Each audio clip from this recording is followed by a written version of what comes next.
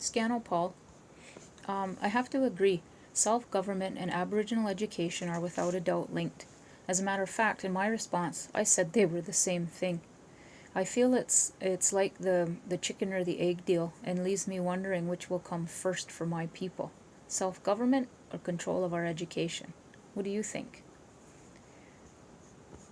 I also wonder why it got me thinking about another a thought, I guess.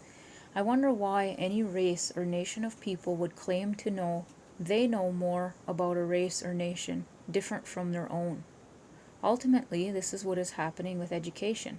Indigenous people are being told how to educate their children.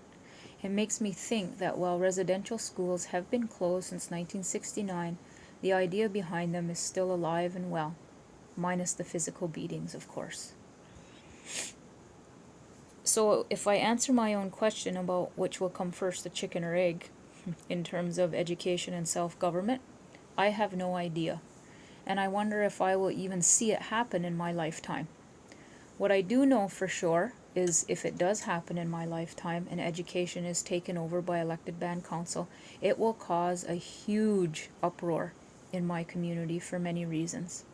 The first one being money. I already said it in my post, there is never enough money.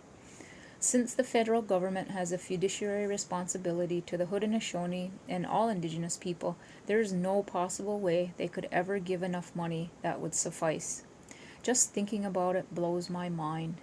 Infrastructure is huge, teacher salaries are huge, and I have no idea, even though I love math, what kind of algorithm could figure out how much money would be necessary to sustain education for Indigenous people.